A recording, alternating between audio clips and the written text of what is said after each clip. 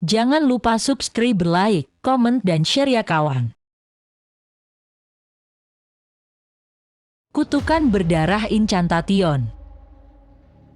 Meski tidak terlalu banyak mengangkat hal baru, film Taiwan teranyar, Incantation, terbilang sukses menjadi film terlaris sepanjang sejarah film di negeri itu, terutama di genre film horor.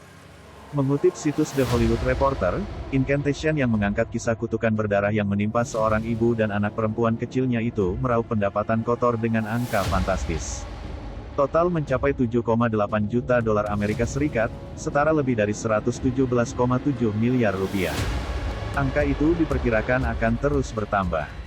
Film yang penyutradaraan dan penulisan naskahnya digarap sekaligus oleh Kevin Ko itu intinya mengangkat dan mengeksploitasi kepercayaan masyarakat setempat terkait hal-hal gaib berbau mistis. Masalah-masalah klinik masih kuat mengakar dan dipercaya sebagian masyarakat Taiwan. Hal serupa terjadi di negara-negara lain di kawasan Asia Timur dan Tenggara.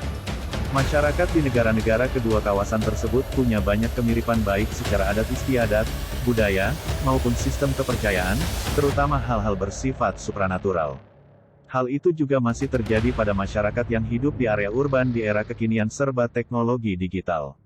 Di Taiwan, sebagian besar masyarakat masih meyakini keberadaan kekuatan lain di luar kendali manusia, yakni kekuatan supranatural yang memengaruhi cara pandang mereka pada kehidupan sehari-hari dan nasib mereka di masa mendatang.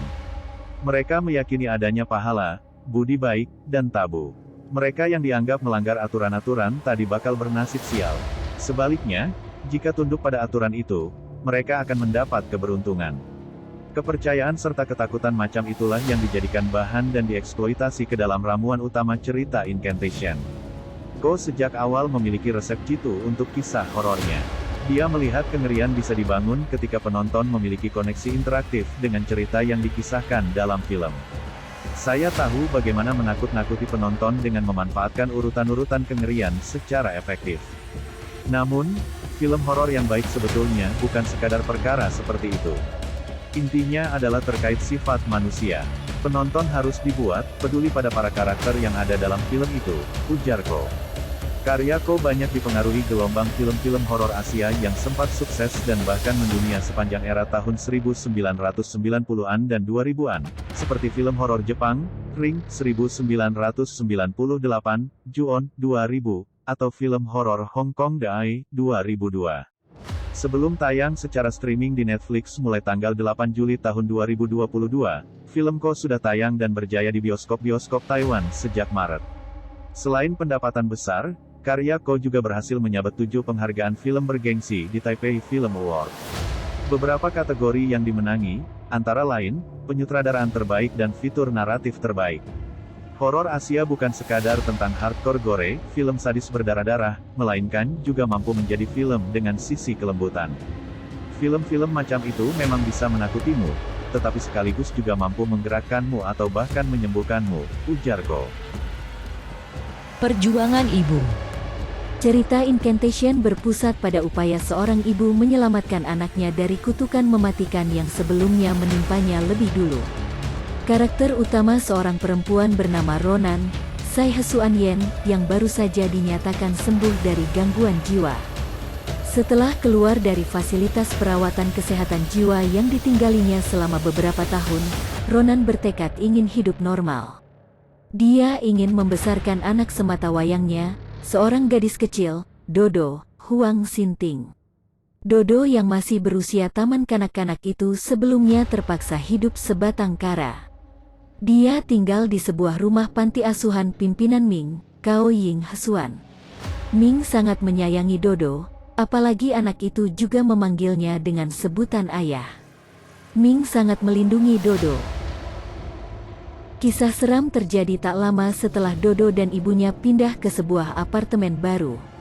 Pada hari pertama, mereka langsung mengalami beberapa kali gangguan dari sumber tak kasat mata yang sulit dijelaskan oleh akal sehat.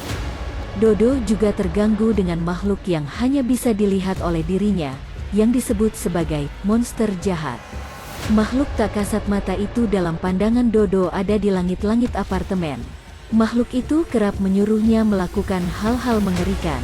Ronan menyadari semua kejadian aneh itu terkait peristiwa masa lalunya, yang dia alami 6 tahun lalu. Suatu kejadian tragis yang kemudian membuatnya mendekam di rumah sakit jiwa. Sebuah kutukan mengerikan menghantui Ronan dan membunuh orang-orang dekat atau siapa saja yang ada di sekelilingnya. Awalnya, kutukan berdarah itu menimpa Ronan seusai bersama pacarnya, Dom, Seanlin, dan sepupu Dom, Yuan, Erki, pergi mengunjungi sebuah desa terpencil. Di desa itu tinggal keluarga jauh Dom dan Yuan, yang saat kunjungan akan menggelar sebuah ritual pemujaan rutin untuk menolak bala. Ronan, Dom, dan Yuan ke desa itu guna merekam dan membuat konten internet untuk kanal media sosial mereka bertema pembasmi hantu. Mereka, terutama Yuan, sangat ingin masuk ke dalam sebuah terowongan keramat tempat patung dewa sesembahan keluarga Dom berada. Padahal, semua itu sangat terlarang dan melanggar tabu. Ketiganya nekat dan berakhir tragis. Sang sutradara menggunakan gaya penyampaian cerita found footage.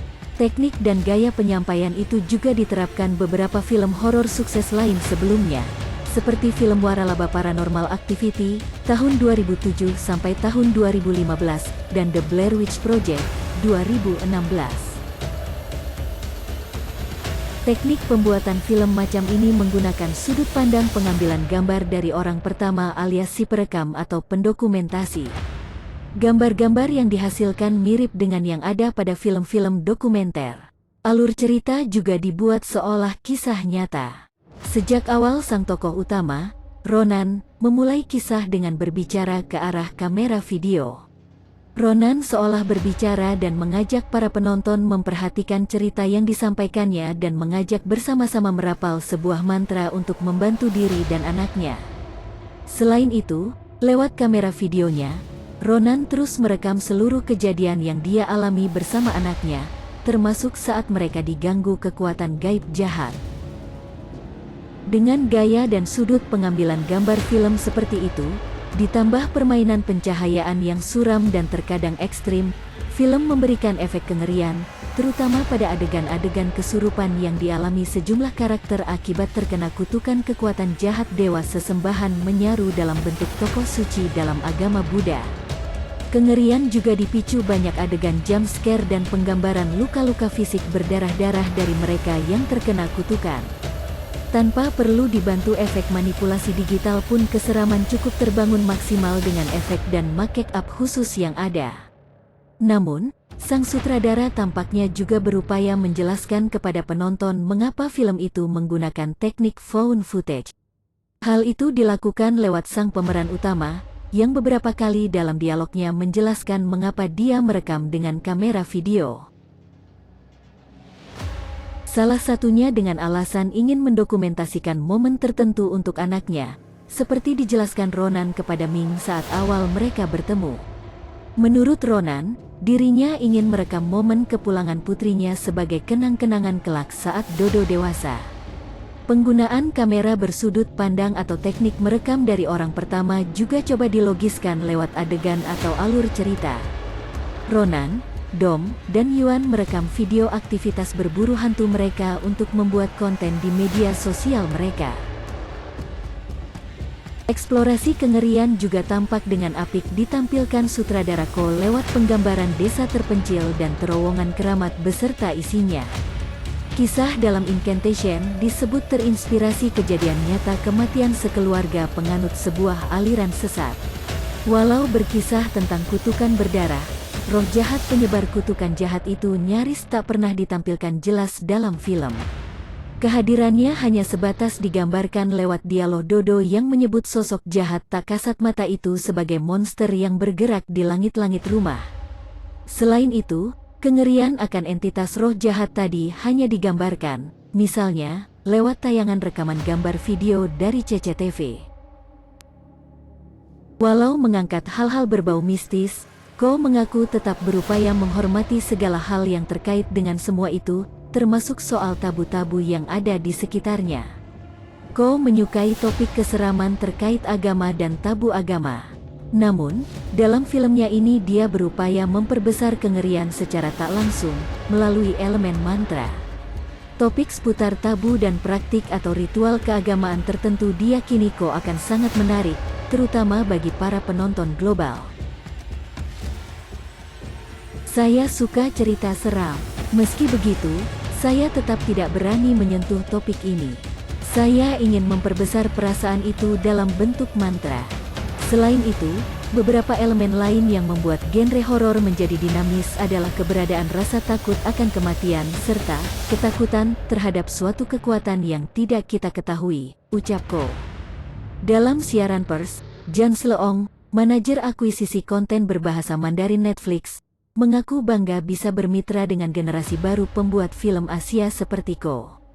Ia berharap karya Ko bakal menciptakan dan memberikan arti teror baru bagi para penonton Netflix di seluruh dunia.